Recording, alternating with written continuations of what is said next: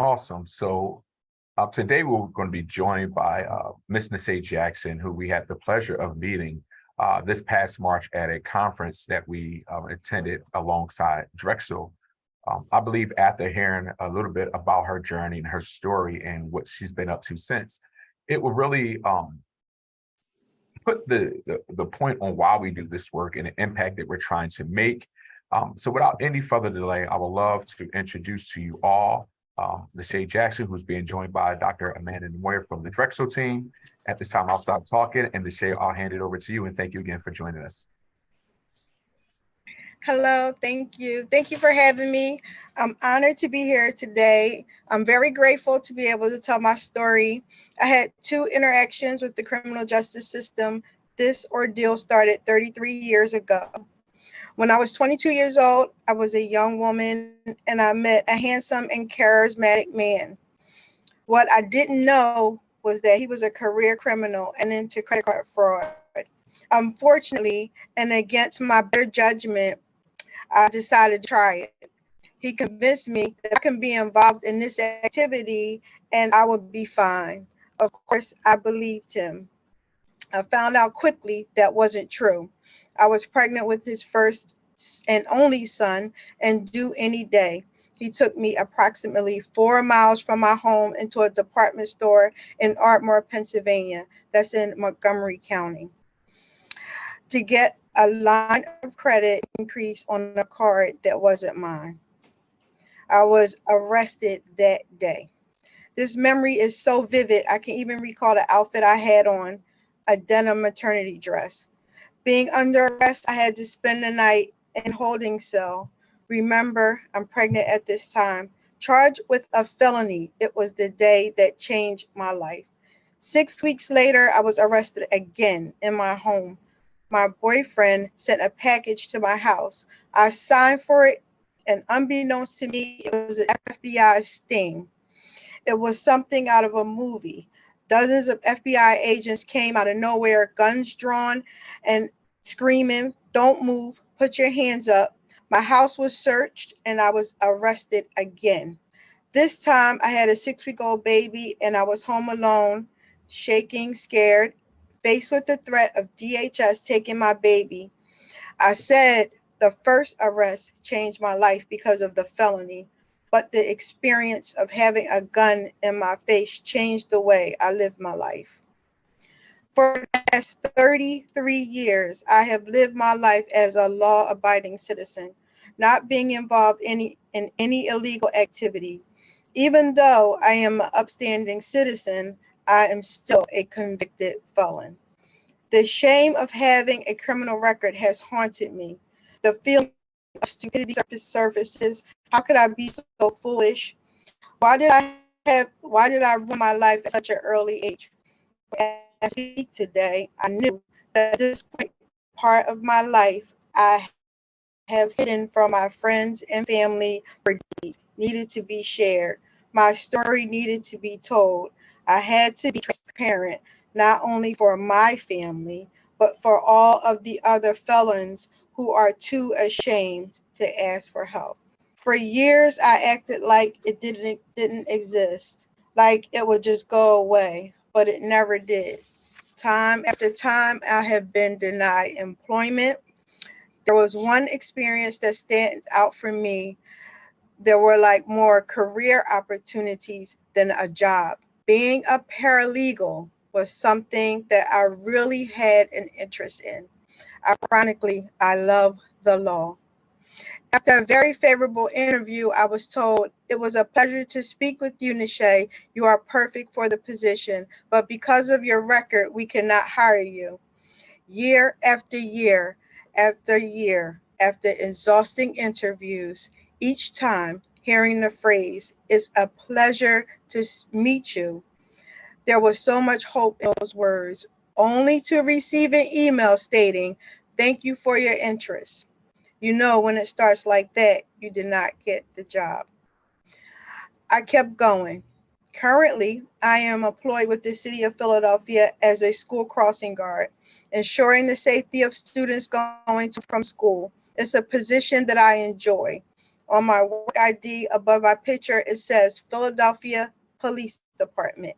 Ironic because I still have an uneasy feeling in my stomach whenever I go into the police district, knowing at one point when I went through those doors, I was in handcuffs. I also volunteer with the national organization CASA. It is an acronym for Court Appointed Special Advocate. In my position in the CASA Philly chapter, I attend court hearings to advocate and fight for the rights of children in the Department of Human Services. When I enter a courtroom, there are a few things happen. I sit there, my body temperature rises, my heart is beating so fast and loudly, I definitely ask myself, can they hear that?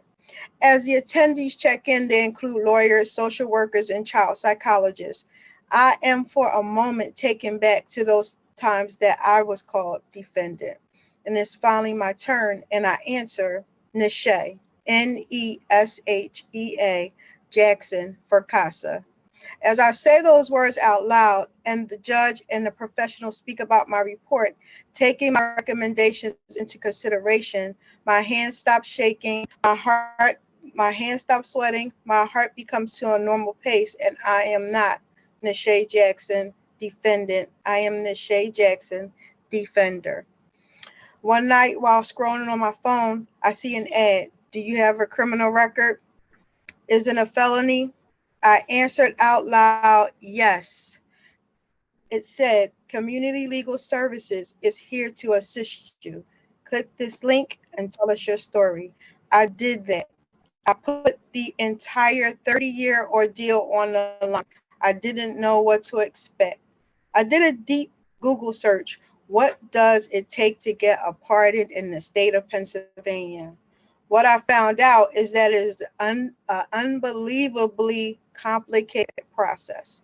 You have to request original records from the courts, fill out a lengthy application, pay any outstanding fees. There's also an essay detailing why you want the pardon, and lastly, an interview. And then you wait and wait and wait. This process could take up to 3 years. 2 weeks went by after I hit send, and then I received a call from Jessa from Community Legal Services. The first thing she said was, Nesha, I'm sorry you have to live with this for so long, but I am going to help you every step of the way.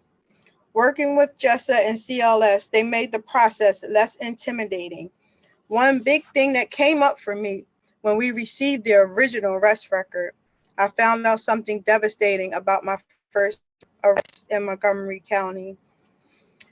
The card that I had in my possession, the actual amount available on the card was $4. I asked for an increase of $300. Just to inform me, for my first arrest, I was incorrectly charged and convicted of a felony. That day, I cried on the phone with Jessa for 10 minutes at least, being heartbroken that my life was altered for $4. I now encourage others like myself to take on the challenging task of getting a pardon and reclaiming their lives. I am an advocate at heart. I am working with JESSA and CLS in addition to Amanda Niemoyer in the Department of Psychological and Brain Sciences at Drexel University. I also sit on a 5-member advisory board at Drexel University to evaluate and improve the record clearing process. The goal is to make the record clearing process easily accessible and to assure clients feel confident that they will be seen as valuable members of our society from start to finish. Going through this process myself, it has brought up some extremely painful memories for me. It has been difficult, tedious, and a time-consuming process. And although it has been a difficult journey, in the end, it will be well worth it. But enough about me. Over 1,700 people meet with lawyers in a year, and over 1,100 of them are eligible for some type of record sealing or clearing. Let me share what this means to others. This past weekend, I attended a record clearing event given by the Elevation Project, sponsored by The Promise. There were rec- there were city and state leaders in attendance as well. They offered some amazing entertainment, vendors, free food, and drink. Drexel University was also in attendance. But the star of the record clearing event was CLS.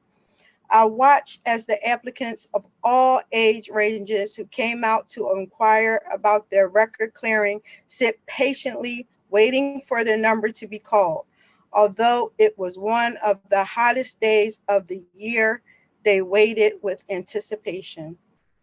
When the applicant's number was called, they hurried towards the CLS table, waving the number, saying, "Me, that's me." I watched as they sat down looking worried, not really knowing what to expect.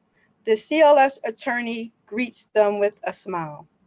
Then, throughout the counseling, gave reassuring looks as the applicants nodded in agreement. As each applicant got up from the table, what I witnessed was a sense of relief and accomplishment that they started the record clearing process, and confidence that the person they spoke to would help them achieve that goal, that they can finally be free from the shame and stigma that a criminal record represents. It would mean that they are no longer defined by their mistakes and they are someone that friends and family can be proud of. I understand that feeling. I started the pardon application in March of 2020. On July 12th, 2023, I was informed my pardon application was reviewed and had been recommended for a hearing with the probable date of November 6th, November 8th, or November 9th. November 7th is election day and also my 56th birthday. What a wonderful gift that would be to know I am one step closer to receiving a pardon from the state of Pennsylvania. Thank you for your time. Say, thank you Thank you. so much. I, I, I, I don't think people realize how brave you have to be to share the story over and over and give us that level of detail of that experience. And it's not lost on anybody on this call. I mean, we're really grateful that you were able to carve out some time to share this with the rest of the board members to make them more aware of this process. And also thank you to you, Dr. Namori, because again, like you said, this Saturday, the heat and the commitment to people going through this process was just overwhelming. To see the lines wrap all up and down the street and the way that people were attended to was really impressive. So again, thank you both for joining us on this call. At this time, unless the board member has anything they would like to say, I will let you both continue with your day. But I just wanted to make sure I say thank you again, but I will pause in case anyone else has anything they would like to share as well.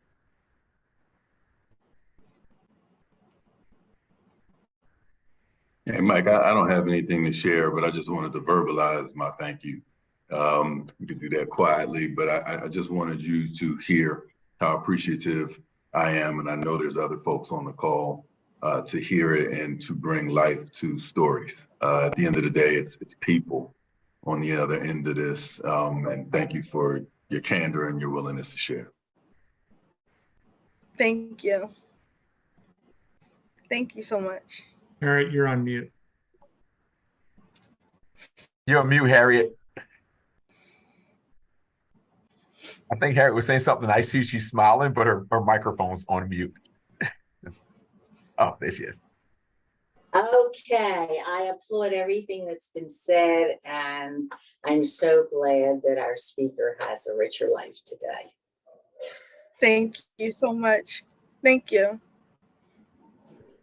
Thank you both for joining our call today, and we'll be in touch and look forward to seeing you at the next clinic. Thank you.